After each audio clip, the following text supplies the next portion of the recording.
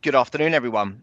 Welcome back to another Team Talk Live. We don't have Jahisha behind the scenes today. Jahisha's off getting in preparation for a very, very special day this Thursday. So I'm here to set up this Team Talk with two fantastic team partners here this afternoon. Team is all about collaboration. And when I heard about Christian and Matt's idea to come together and give you some amazing case study overviews of some of the businesses they've been working with, I jumped at the opportunity to be here live. So, Christian, Matt, how you both doing this afternoon? Good, thank you, Andy. I'm loving the old school England top there. Been telling everyone that I'm only going to wear England shirts now until at least I go on holiday. Well, if we get to the final, although someone's sent me a message earlier, 7-1 was the prediction. What's everyone saying about that? 7-1 on Wednesday night. Let's have a look at that. But Matt, how are you doing today, mate? I'm good, thanks. And I'm actually pleased for the first time in about a fortnight that I'm not sat here melting. So, slightly nicer temperature today. So hopefully everybody else is feeling that if they're sat in a home office as well. I think the heat wave's coming back big time at the end of the week, isn't it? So yeah, you have to find a space with some aircon. But I don't want to take up too much more of your time, so I'm going to hand over to Christian. Christian's going to kick off with the first case study for you to talk about, which I believe is a solopreneur. Is that right, Christian? It is, yeah. It is a solo business. So, take it away. Yeah, appreciate it. Just before I get into that, a couple of things. Look, we're going to make this a PowerPoint free zone, so no slides. We're just going to share real life case studies from situations that me and Matt have been working on together. We're not going to talk about ourselves and our CVs. Go and find us on LinkedIn. This is a LinkedIn Live. You'll find everything you need, and feel free to connect with us and just drop us a DM. So where we really wanted to start was, and I think we've got to be a little bit careful here, haven't we, Max? It's like when someone say, don't think about a pink elephant. We've got to be careful that we don't speak about people's names. So if we do just sort of trip up or anything like that, they do leave with us. But really where I wanted to start was a client that Matt was working with, solopreneur running a great contract business, and Matt's working from an advisory point of view. And ultimately, he identified a situation where they needed some of my help. So I'm going to pass over to Matt. Do you want to tell us about this solopreneur, this solo advisor, and how you first came in contact with them and what their business was doing, Matt? Yeah, absolutely, and and great to be here to talk about all of this with team members and a few non-members as well. And you're right about the pink elephant, because the first thing that's in my mind is to talk about this guy. So as Christian said, these are all real live examples. And so if there's anything you feel as we talk through this that resonates or relates with to your business, you can always drop a question in the comments and we will do our best to either answer those as we go through or save them until the end if it's particularly appropriate. So yeah, absolutely. The first case study, the first client we're going to talk about is somebody that I was working with who connected with me through a trade association, and he was a solo recruiter at this point, relocated out of London and had done that for work-life balance reasons. He'd got a young family, wanted to get into a position where he was able to give the kids the upbringing that he wanted to do, but also still keep his hand in within recruitment. But he'd worked in a really a sort of a corporate environment, and it's kind of almost in his blood that he wanted to scale and grow. But he'd done very, very well as a solo recruiter, and he built quite a bit of a cash balance in the business. But I think from his perspective, the growth plan was very much about actually giving him the confidence to make those hires and almost freeing him up to actually be able to grow, to develop and invest his time into actually the things that would add value long term, rather than just being consumed with billing himself. The natural thing, or the natural link between Christian and I, is that obviously we don't compete in any way. My focus is very much about advice and about helping people to grow their recruitment businesses, make them more profitable, and to actually put themselves into a position where they are generating good, strong revenues and hopefully have a business that they can sell. Christian's focus, of course, is very much more about financial freedom and ultimately what to do with that money, once, as we go through the journey. So it became quite apparent that actually this guy had generated quite a strong cash balance in the business, but also didn't really have that much of a plan in terms of what the future looked like, what his goals needed to be from a financial perspective. And, whenever an owner starts talking to me along those lines, I always obviously have a link to Christian in mind, because of course there's a natural synergy there. And that's how obviously, you came to be involved in the picture. Thanks, Matt. And look, I think from that perspective is when we really think about what it is we want from our business, we also need to think about what it is we want from our lives. And so often people might have had advice, some kind of financial or accountancy advice in the past, but it's a bit piecemeal because it looks at one particular scenario about what they're going. This particular client had, as Matt's already mentioned, they'd already moved out of London. They'd done that for family reasons. Business is going well. And I think one of the things that Matt said is, to me, that really resonated is he doesn't know how well his business is actually doing in the sense of where it could go. So when I had the first conversation with this particular client, it became quite clear early on that it was going to be important to understand, not just with him, but his wife as well, what exactly that they wanted from their life, what was important for them, when they might want to get out of recruitment. My experience is a lot of people aren't 15 years old, and you might be able to answer this. They don't sit there at 15 thinking, do you know what I really want to be? I really want to be a contract recruiter when I'm older. Most people sort of fall into recruitment. They're good at it, and ultimately they start wanting to know, longer term, what might an exit out of recruitment, or what might give them options and freedom. And that's why we talk about freedom numbers and things like that. What became prevalent with this client was, in a run over the next sort of 7 to 10 years, they wanted optionality within their business and their own lives so that they could start taking more of a back seat. They could spend more time with the family and do that. But they also wanted that time with the family now, because they're a young family and they wanted to grow it. So what we really started at the point of understanding exactly what it is that they both want from life, so that then we can feed that back into Matt and say, right, now we know what they need out of life. We know what the numbers are. We know what they need to take out of the business on a yearly basis. We know what they need to live. And I can go back to Matt and say to give him these numbers. And ultimately, I think it'd be good for you to maybe explain what advantage that is to you as well, Matt, because now you're advising them on how to grow their business towards an exit or not, and ultimately how to get what they want from their life, not just their business as well. So how do you use that kind of information to help shape a plan around advising them the best way forward, Matt?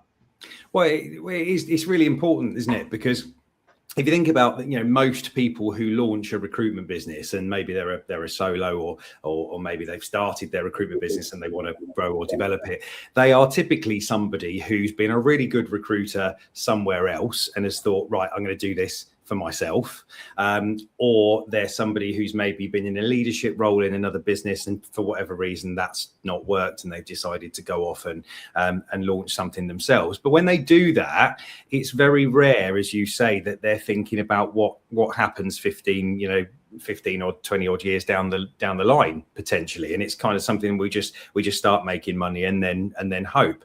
So what's really useful about that, and certainly about what you did with this guy, is that we then get back almost that goal, because a lot of recruitment business owners don't have that in mind, and they're very much in a hamster wheel there. And I know that because I did it myself, very much about, just making as much revenue as we can do. But actually it's about having that, that goal on the horizon that we know we're aiming for.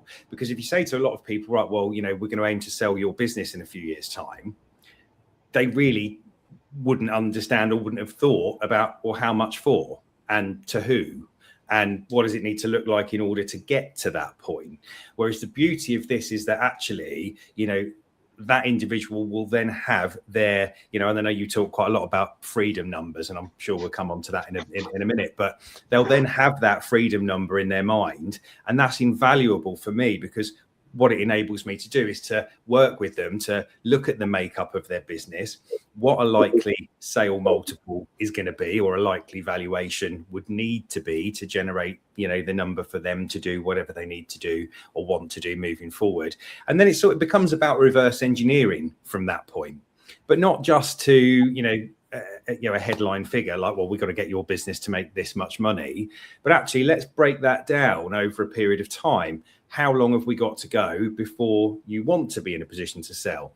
Roughly how many people do we think we're going to need to deliver those numbers? Right the way down to, how many clients do they need to be talking to? If you want to go into that level of granular detail, how many placements is that per month? What's our people strategy to get to that point?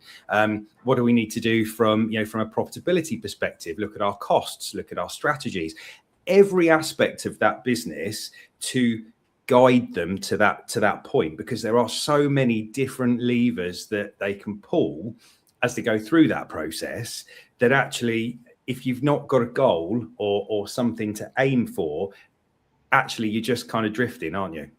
So It's really, so in answer to your question, it's incredibly important, but it enables that process to become a lot more structured and a lot more granular, really. But I do just want to come back to something on that, if we can, because from the previous conversations that that we've had, I know that you often like to get people's spouse or the half involved in that conversation. And I know that when I went through that process with you, I was quite surprised by that, actually. I don't know if it was pleasantly or unpleasantly surprised. But maybe you could just explain a bit more about that and why that's important.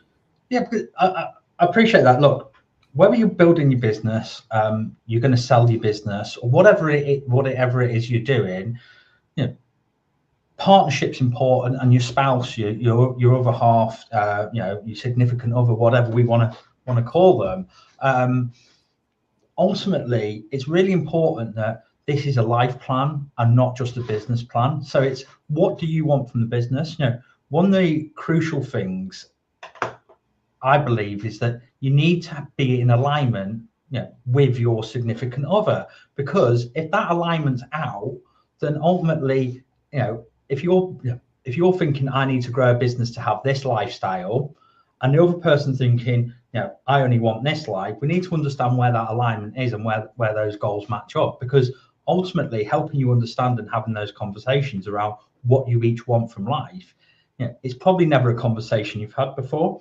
I think particularly if you are going to go down an exit route of a business, often, the person that owns the business and the person that's, at home or employed doing something else aware might have completely different understandings and wants. And that person that doesn't own the business and doesn't understand it, often what we see is a situation where they're quite uncomfortable with a business sale or, an exit.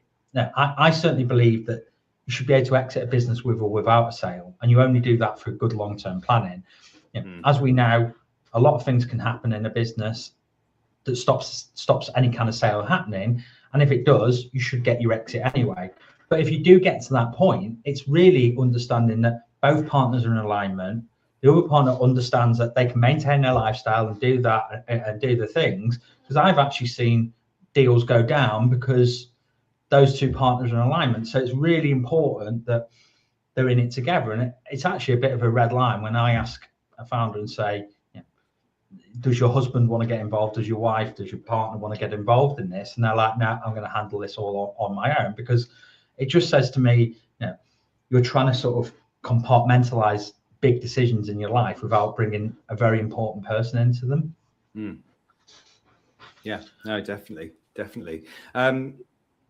You've mentioned, that you should be able to sort of use your business as a wealth creation engine, with or without a sale. And I think that's quite an interesting conversation piece, actually, isn't it? Because we know that recruitment businesses generally, the amount of them, or the percentage of recruitment businesses that actually do successfully sell is quite low. I'm a firm believer in the fact that is almost entirely down to a complete lack of education about the subject, actually, because I know when I went through the process, there isn't any kind of sort of learning curve. You just don't know what you don't know, which is why people end up sort of falling foul. Can we just talk a bit more about that in terms of actually how you've helped? Because I know you've done a bit of work with this particular client that we're talking about here. So how are you helping him to actually make sure that he is building his wealth over the time that he's actually sort of running that business?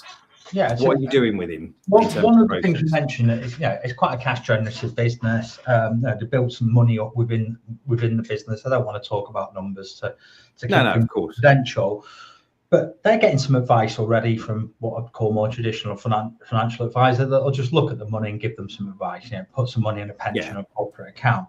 What we really want to understand is, this particular client wanted options from the age of 45. So for instance, just putting all their money in a pension that they can't get until they're 57 isn't optimal advice for them. We need to look at the pots of money and where things are coming from so that we build optionality into it. My experience with it as well, over the next 7 years, what he wants will change on a yearly basis. So it's really important that whatever the advice is, we're giving optionality about what they want, but we're really looking at it all the time. So it's about setting good habits. It's just like in running a business, it's setting good habits, isn't it? If you want to go and do BD, however you chosen method of doing that, we won't get into that today because it's not what we're here for, but whatever you chose methods for it, it's setting good habits, it's being consistent, and it's the same as with wealth building. It's starting to put money in the right pots at the right time. I believe that every pound should have a purpose, and from that, and it gets strategic before you even think about where the money goes or what's going. And then it's also thinking about the known risks, like, again, what might happen, what's the founder dependency, what happens if something happens to the founder. I think I'm just keeping an eye on the time, Matt, and actually I think this brings us quite nicely into the sort of next case study, because I want to make sure we've got plenty of time for everything. And I think with this particular situation, I was contacted on LinkedIn by a founder of a business up north, a temp business, and I had an initial conversation with him, and it was, from what I can see, I'm not Matt and I don't know the recruitment businesses inside out, but what I did know straight away is it had a really good, solid business. This particular founder had a partner, let's call them the Northerners because they're a Northern business, and these Northerners, had built this business. And where they came to me, I recognised straight away that sitting down and doing lifestyle financial planning where we understood their numbers wasn't what they needed, because they just wanted out of this business. They'd had enough, they built it, and they built it to a pretty reasonable level. This is where I seen the opportunity to bring Matt into the situation. I'll tell you why. When I had that initial conversation, what became clear straight away was they wanted to sell the business. And anyone that runs a business out there, a recruitment business, is probably used to getting quite a lot of unsolicited emails from what I call national business brokers that say, I can sell your business, there's loads of demand for it, we'll pay, these are the multiples that your kind of business is selling, let's have a meeting. Now, my experience of working with people with these kind of businesses, what they're really doing is selling you a big marketing fee, they call it a marketing fee, a big fee up front, and they're just going to email loads of people, and I've seen some really bad situations. It's almost like the vultures are certain. These guys want to sell the business, and these big nationals are. And I said right away, you need to speak to Matt. So Matt, from your perspective, do you want to tell us a little bit about how the conversations went with the Northerners? A little bit about the business itself, and particularly about where to avoid using sort of big generalist brokers that don't understand recruitment. Yeah, of course. And actually that was, and I think this is an example of a client that will end up in a very strong financial position over time, because we've already had, or actually in the next 3 days we're expecting a couple of offers on their business, which hopefully over time will go the full journey. But yeah, I mean, look, they were pretty much ready to go, weren't they? And I think they when they'd come along, they said, look, we just feel like it's the right time. And I think that's really key, isn't it? Because, you know, I don't know about you, but I get asked quite a lot, well, you know, look, when's the right time to sell? You know, when should I sell? How much is enough? And that's another one. How much is enough? Absolutely. You know, when do I know it's the right time? And I think look, it depends. You can ask, you know, Chat GPT, you can Google this. Yeah, you'll get a different answer every single time. And I think it is when it feels right. You know, your attitude, your behaviors towards certain things that happen in the business, you'll know it's the right time. On paper, of course, then, you know, from a financial perspective, ideally, we want the business to be non-owner dependent, really. We'd like the numbers to be heading in a nice upward trajectory over the last few years, so that there's consistent growth.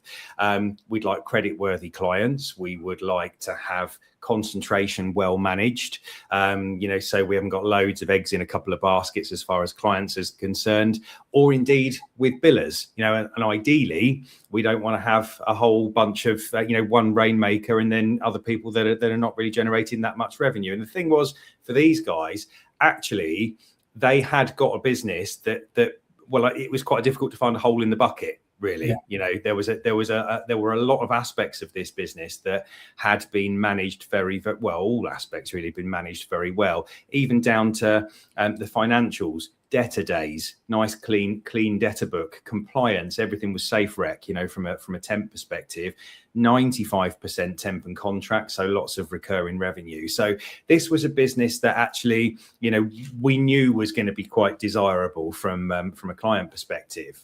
So where it always starts, in answer to your question, is always with an interview. You know, I'll always sit and have a good chat with the owner and just understand exactly what they want out of it and what the expected result is. Because, of course, where selling a business for a lot of people is a once in a lifetime thing, they don't always necessarily have an idea of exactly what it's worth. Yeah. And so, fortunately, in this case, that was also relatively aligned as well in terms of my opinion on what I felt it was worth. And so we started to go through a marketing process. Now, this is where, you know, from your perspective, you're talking about a lot of the sort of, you know, national generalist brokers, if you like. And there are so many people out there, as you said, you know, lots of cold calling, probably emails in your inbox where they'll want to charge, you know, a 20 grand instruction fee, 18K, whatever it might be. And in return for that, yes, they'll produce a lovely glossy brochure, but there's a whole load of outbound mass email marketing to anybody that's ever expressed an interest in buying a business. And that's just so dangerous. You know, we work in such a competitive market. You've got to preserve your confidentiality, and you've got to ensure that everything's done on a bespoke basis, because, you know, problem is the competition find out, your clients then find out, your team get the jitters, and then before you know it, your business has started to devalue over a period of time. So it's really important to manage those things really carefully. And so yeah, I mean, these guys were pretty much oven baked. There were a few things that we potentially could do to fine tune, or, you know, just to sort of sharpen things a little. We've worked on that. It's on the market. You know, we've had quite a lot of interest.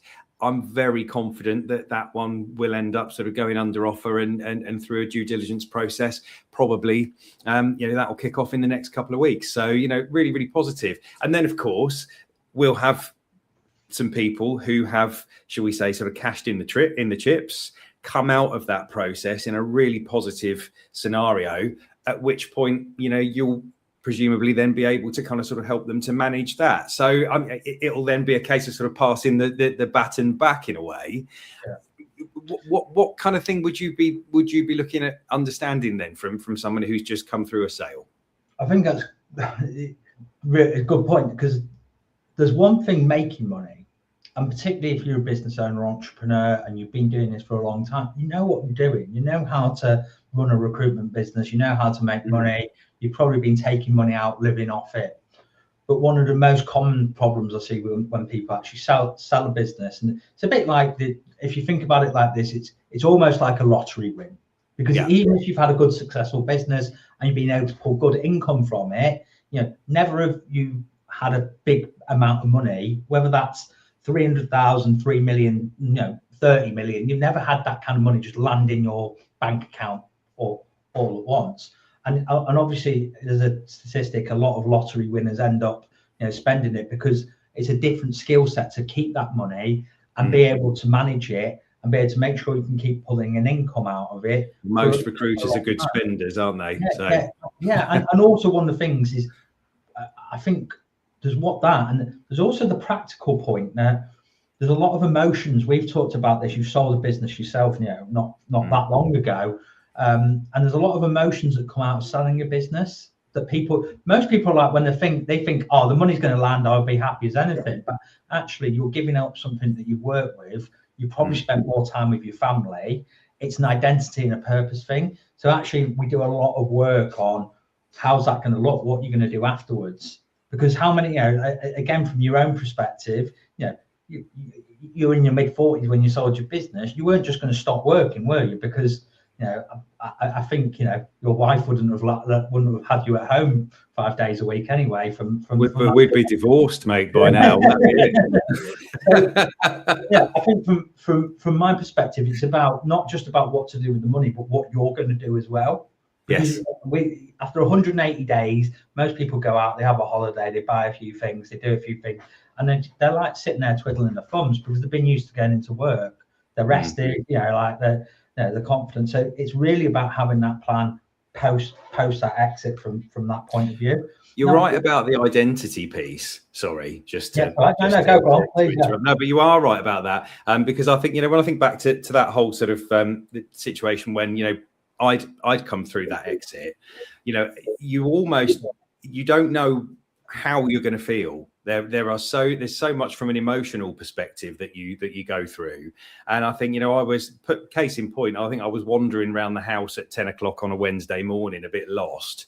And my wife came up to me at the time, and she looked at me, sort of, cocked her head a bit to one side and said, you don't know who you are anymore, do you? and actually, and that I mentioned that quite a lot because it really, really stuck in my mind. And actually, I think about 2-3 days later, I thought, no, you're right, time to launch another business. And that was it. But you're right. There is a real emotional journey there.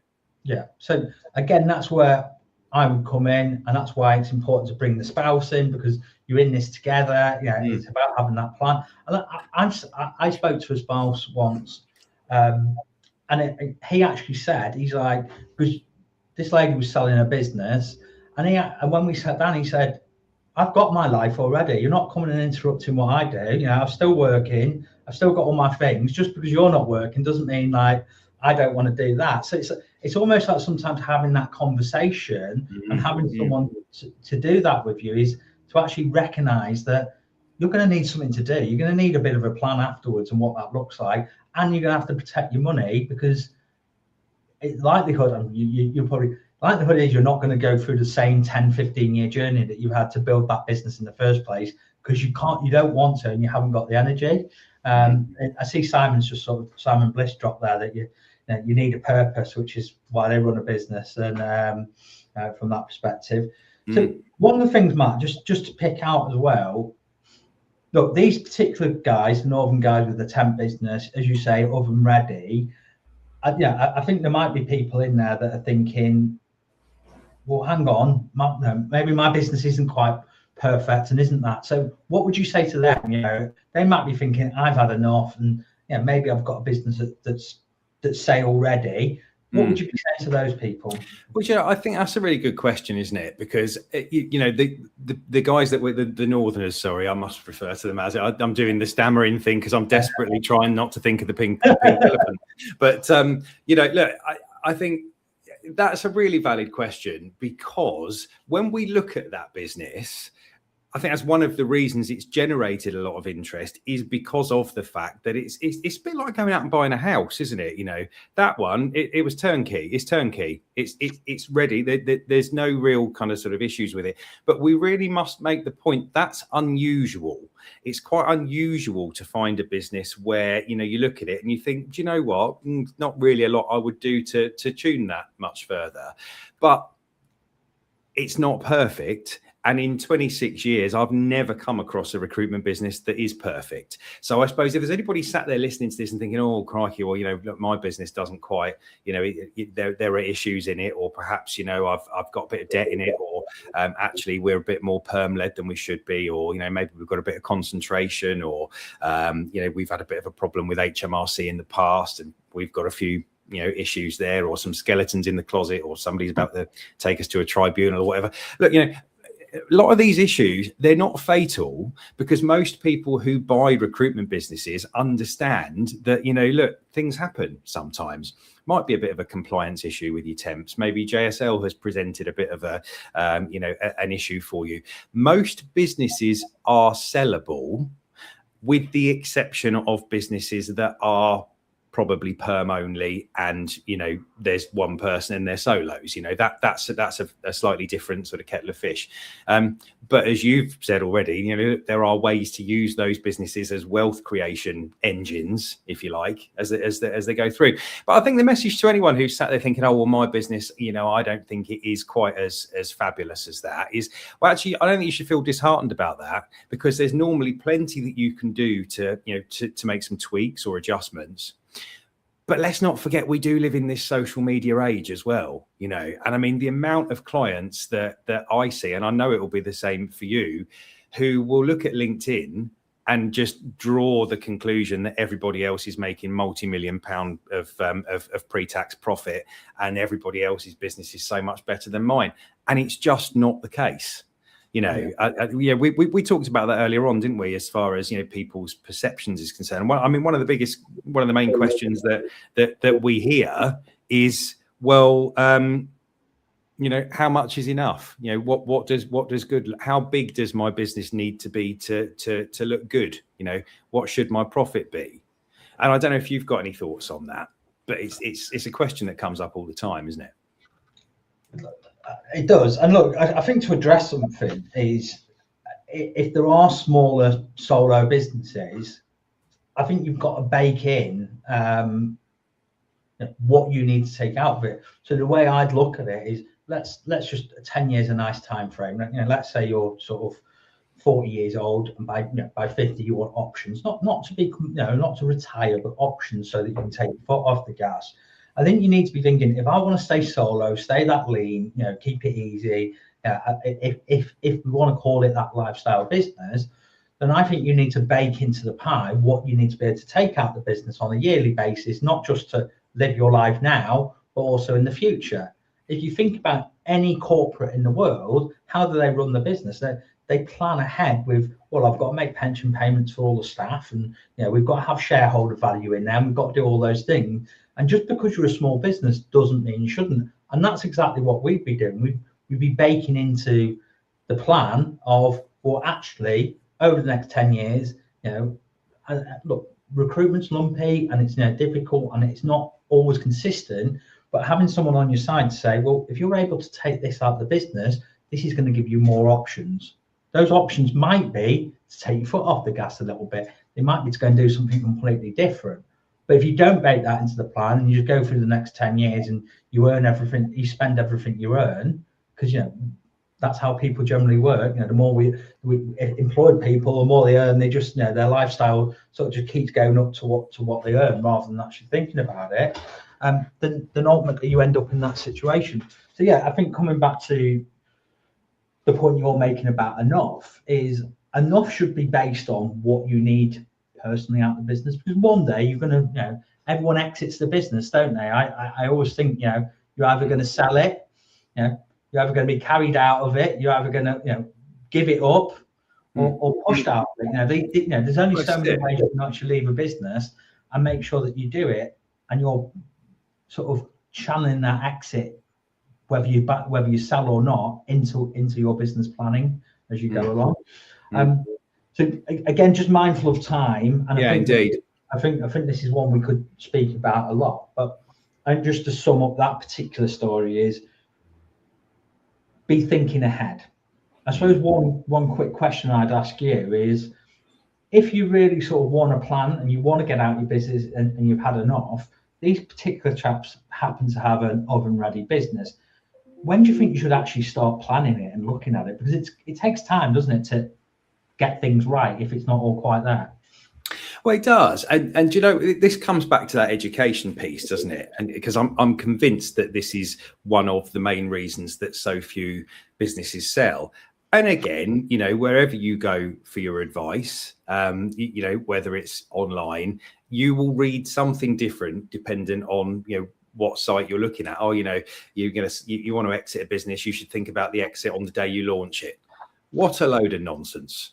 Nobody thinks about selling their business on the day that they launch it. They just don't, because 80-90% of people who launch recruitment businesses are really good recruiters who've thought, I can do this better myself, make more money myself, grow it for myself, have more flexibility for myself. And we're you know, I suppose the whole reason that, you know, we are in business is because generally people think about the here and now as opposed to what's coming further down the line, you know. So I think, you know, look, when should you start thinking about selling a business? As soon as you can on your journey. You know, if you're a self-financed business, and I'm talking about SMEs, of course, you know, look, there will be financially backed corporate entities, PE-backed businesses, of course, and they will be thinking about the exit on day one.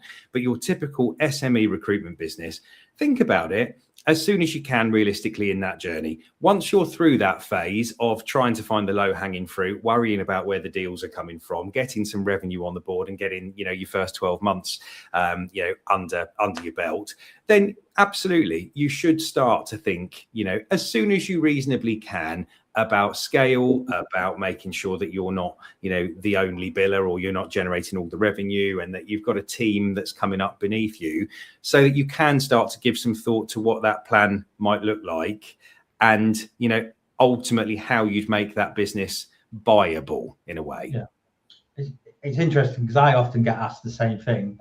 You know, people approach me, they may be starting to business within the last 12 months, and they're like, when should we actually look at doing this? And my answer normally is, again, when I say doing this, is like start planning their own personal financial journey. Is once you're at the point that you can pull enough out of the business to cover your lifestyle, you know, you're generating a little bit more. That is the point to get on this. Don't leave it until. I've had clients that have basically come to me years down the line. They've built up significant money, and they're like, their visual on it was, it felt like there was old banknotes at the bottom of the bank account, because they've just built this cash pile up and not done anything with it, not extracted it. So from that point, but I'm going to move us on, because let's move on. Yeah, onto the time. So I think we have got 4 stories. Probably only have time for the 3. The final one was someone that you initially started working with. They're based in, you know, let's call them the London recruiter. They're based in London from that perspective, and her situation was slightly different to these. She was a little bit more advanced in her business and wanted some certain things. So do you want to tell us about this London recruiter? Absolutely, and what a great business that she's built. You know, very well known in her market. Actually came by this client because she came to a talk that I did at Agency Expo, and that was all about building your business for an exit and how to achieve a successful exit. And you know, she's in a great position. She's built this business to generate, you know, what I would call, you know, decent revenues, and very conscious though that she's probably going to want to retire in, shall we say, you know, 5 to 7 years. Had the business for about 20 odd years. But at this point, you know, one of the first questions that I had for her was, well, how much do you need? How much do you need when you sell that business? And ultimately, what does your life look like? What are your financial liabilities? What do you need to cover with that purchase price? And actually, really, really unsure. Didn't really have an idea of what the business would be worth, how much she'd need, and you know, and therefore, you know, what direction we should spend the next few years traveling in. So you know, there was a really almost a really nice link between us in terms of, you know, what you do on freedom numbers. And I mentioned that was something we're going to come back to a little bit later. But actually, that's a perfect situation and an example of somebody where that was absolutely pivotal, because with any recruitment business, I'll always say, well, we need an aim. We need something to aim or strive towards or build towards from an advisory and a growth perspective. And in actual fact, I've just noticed a comment that came up, and I think somebody had mentioned, you know, less than 1% of recruitment businesses sell. Yes, they do, and that is an absolute sorry state of affairs. You know, and I absolutely agree. Why advisory support is important, absolutely is crucial. 1% of staff in businesses selling, you know, I think that number, that again, that depends on where you consume your facts from. But I think general consensus is it's not very many. And, you know, it's a crying shame. And it's purely because of the fact that actually recruitment business owners don't benefit from enough education about this in terms of how a business can sell, how it should be structured, what it needs to look like. But sorry, to come back to our friend in London here. You know, yeah, as I say, it was very much a case of we needed to have an idea of what that freedom number needed to look like for her, so that everything we do between now and that point can be geared towards achieving that. So, so yeah, look, it seems completely natural to me that there needed to be an intro across to you, and I know that you've since done quite a lot of work with her. So, what kind of format has that taken? How did you get to that number? So, interestingly, a point, I think one of the first questions I asked this particular client when we started working together was, when do you want out? When, like, if everything all else being equal, and one of the interesting things that they actually said to me is, if I could do it tomorrow, I would. So that sort of told me something straight away, that this particular client had enough. We went through, importantly, how they wanted to live their life. Travel was important, but really getting into the details of what that looked like, how much money they want to be spending and doing all of these things. So once we engaged with her, it was very much a situation of, let's sort of map out what her life looks like, what that's going to cost, you know, what's that going to do. Because once we understand your sort of baseline of what, you know, any big one-off expenditures, and this client also wanted to sell the house and downsize and do some other things. Once we understand those base expenditures, we can then sort of understand exactly what they're going to need to sell that business for. First and foremost, we need to understand, you know, what assets that they've got outside of the main property, how those can be used to do it, and then we can look at what the freedom number is, because ultimately the freedom number is the amount of assets that you need, probably outside your main residence, because ultimately that's, you know, slightly different, and to provide you an income, maintain a lifestyle, growing with inflation for how many years. We can then understand that number, understand the asset, and we can understand the gap. And then I can go to you, Matt, with that client and say, their gap is X, Y, Z. This is what they need to net sell their business for. They need a structure of selling the business that's, you know, payment up front with, you know, if there is going to be deferments, they need to be, you know, very realistic. But ideally, we want the net to come out that, you know, payment up front or very close to, and any deferments to do that. So what we can really do is we've helped her build a picture of what her life looks like, what that she needs from it, how much she needs to sell a business for. So rather than going and thinking, you know, finger in the air, I want X million from my business, then which is what it was initially. Which it normally is. If you ask most people, Mark, what do you want for your business? Most of us are going to. The favourite three numbers I hear are 3, 5, and 10 million. You know, and you know, that's generally what people think their life's work's going to be worth. But then we actually that's where value's attached, isn't it? Because and this comes back to that whole education piece. Because if I've put my life into building a business, the way I see it is it should be worth X amount, or I need X amount. Doesn't mean that somebody's necessarily going to pay that.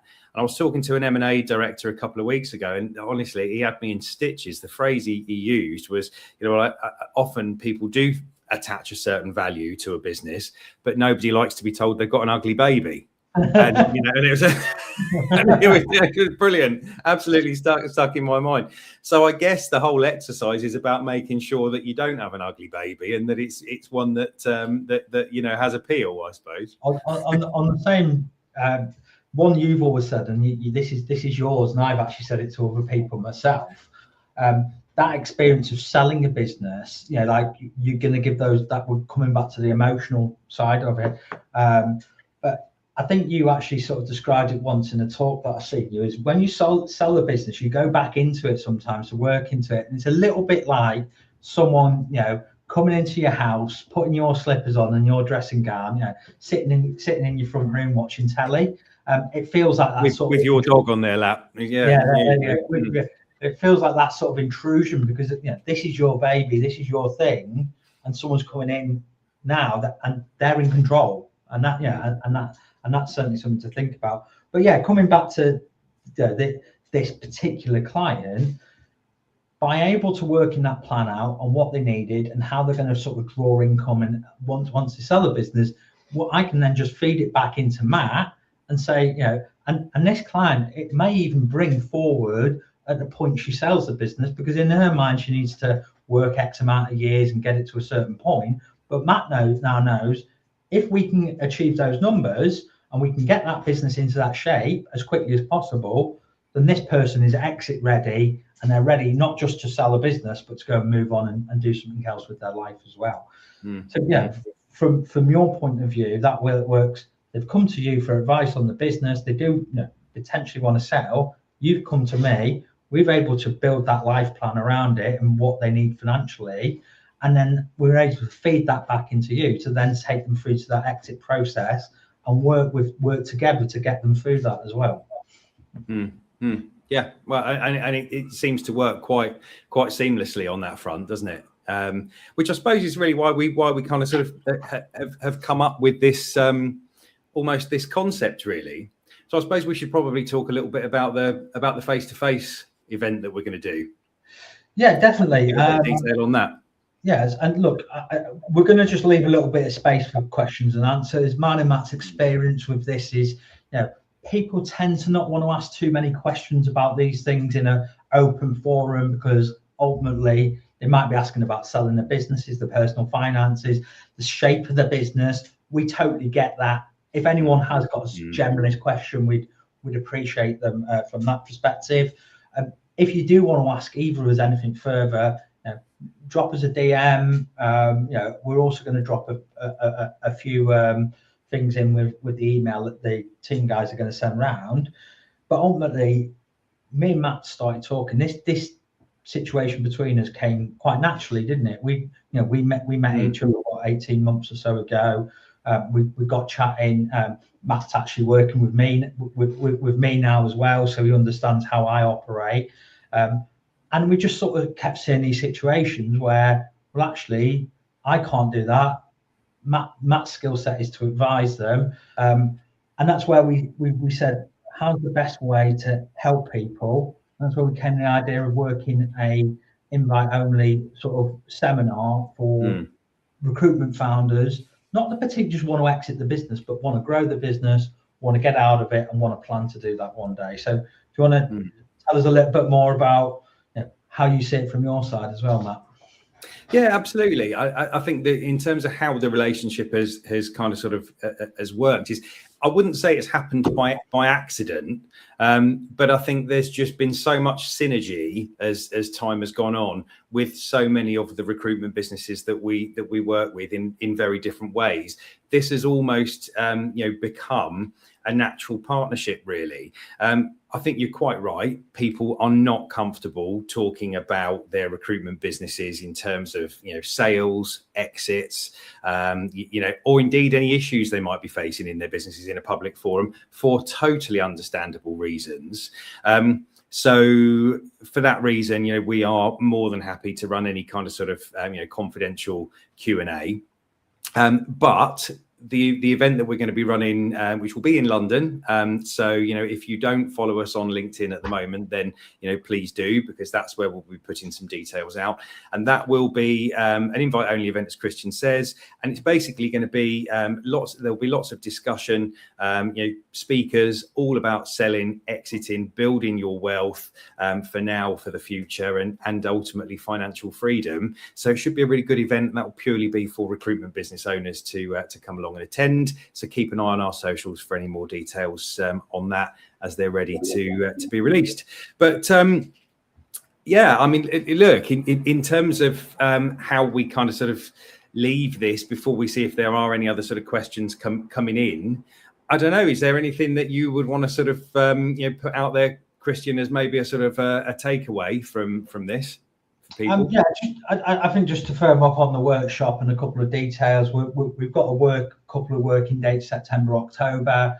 What we're trying to do is just firm out somewhere that's going to be. It isn't going to be mass audience. It's going to be sort of between sort of 8 and 12 people. And as we say, we want the right businesses in. It'll also be about having some great people in there, doing some workshopping, and also some networking between those businesses as well. I suppose my takeaway on this really is, look, my experience of working with multiple founders to help them get to a point of financial freedom at some point in the futures, is that ultimately you probably didn't start out when you were 15 years old thinking about, I want to be an exec recruiter or a perm or temp, or a contract recruiter or solo or anything like that, from that particular point. I think most people, want to know that they can have some options in the future. The sooner that you start doing this and the sooner you start taking advice and looking at this, the better. I think it's not about sometimes, this big silver bullet that's going to change your life and change that. I think it's like most things, it's putting the right groundwork in, it's putting the right things in place to give yourself that optionality in the future. So financial freedom for me isn't about retirement, it's about options, and it's about building those year on year. And ultimately, the more you do that and the sooner you start, the more options you'll give yourself into the future as well. I think if you are really serious about exiting a business, you need to be speaking, from my perspective and what I've seen, you need to be thinking about it, 2 to 3 years out, because it takes time to get through accounting cycles, to set tax structures up, to do all of those things. If all of a sudden it's forced on you because you're ill health or a situation or something with the business, then you're basically just selling what's there, and you're a distressed seller. If you're planning it year on year to do it, then you're going to give yourself a lot more options in the future. So yeah, that's certainly from me. What about you, Matt? What are your takeaways from this? I think from my perspective, I think one of the most important things for people to bear in mind is that actually, I think when you talk to a lot of recruitment business owners, I think there are a lot of people out there that are under the impression that they should be building a recruitment business that people think they should build. Be that from LinkedIn influence, be it from wherever they're connected to, and that is bigger, better, lots head count, bigger teams. And actually, I really do feel like anybody growing a recruitment business, I think you need to have that goal in mind. So, and it's the first question that I ask anybody that I'm working with on an advisory basis: why are you doing this? What do you actually want from it?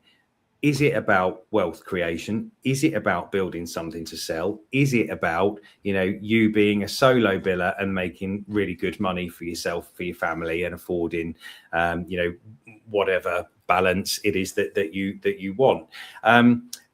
Because none of those things are wrong. They're all really positive businesses in their own right, and I'm sure it's the same for you. I don't have two clients the same. And you genuinely, I don't. And so I think actually you need to be really clear on what you're building and why, and ultimately what your exit strategy is from that.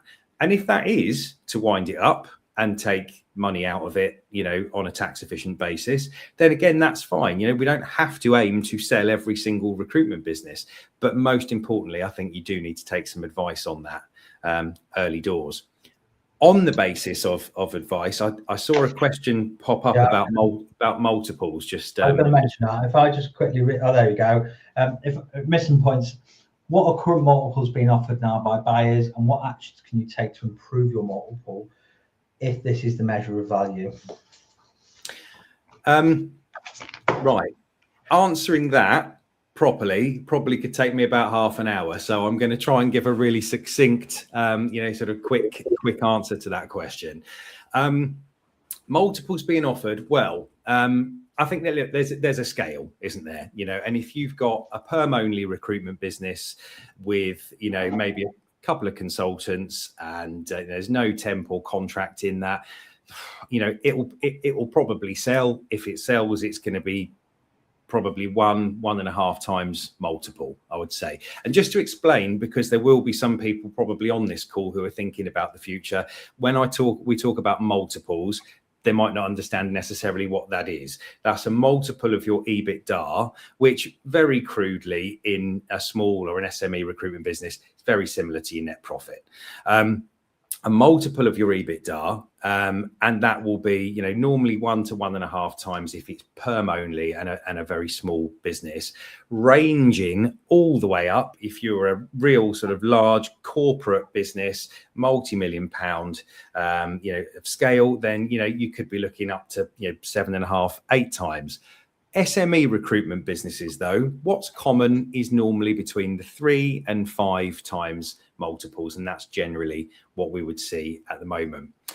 What could you do to increase that? Well, you know, look, valuing a business is it's quite a complicated thing to do, but there are a lot of similarities with ultimately, you know, buying and selling houses. First rule, it's worth what somebody's prepared to pay for it, effectively, and in some ways that's the most important rule. We'll arrive at a valuation, you know, and a ballpark figure will be based on multiples, of course, but then there are what I would call appeal factors on top of that. They might not necessarily be factors that perhaps would directly affect the valuation multiple, but they could be things that once you get into a negotiation with a potential buyer might mean they would be prepared to go a little bit higher than their original offer, or they might come up a little bit. And that could be things like geographical fit with their existing business. It might be access to a new market that they currently don't have. It could be that you're on a framework and the buyer isn't, and they would like to enjoy access to that framework, and that might increase the value slightly. The things that I would call put the sizzle on the sausage, if you like. So it's a bit like, you know, buying a house, isn't it? You know, you can buy a, you know, a doer-upper, in which case you might want to sort of take away from the valuation, or it could be turnkey, ready to roll, in which case you might be prepared to pay a little bit more. So in some ways that's a bit woolly, but that's because it's not an exact science in a way. But I hope that that's given some clarity. I'm aware of the time, so I think that if anyone's got any questions on that specifically and they're interested in it, drop them out a DM, or, you know, even myself, and we're happy to do that. So I think we appreciate everyone taking the time out to listen to us today. And we certainly do. Yeah, I'd like to say thank you to Andy and Simon from the team, because he's been there asking questions. And yeah, thank you. And back over to Andy. Yeah, I have been here listening the whole time, I promise. Is that better? So I'm not used to wearing this headset. Thank you so much for that, you two. Just to echo everyone that's watched this live will be getting a follow-up message from us within the next 24 hours. But please do obviously connect up with Christian and Matt. And I'm going to quote you here, Matt. Book in your meetings and get that sizzle on your sausage. It wasn't sizzle on your sausage, sizzle on the sausage, just to be clear. There you go. We'll put this up in the Team Hub, everyone. So everyone that's watching Insider Team, you can go back and watch this many times as you like. But thanks a lot.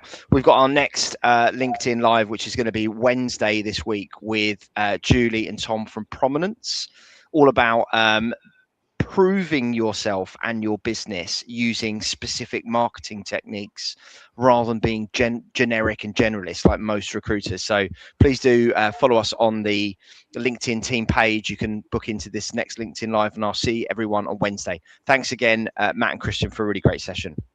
Perfect. Thank you Andy. very much for having us. Appreciate it.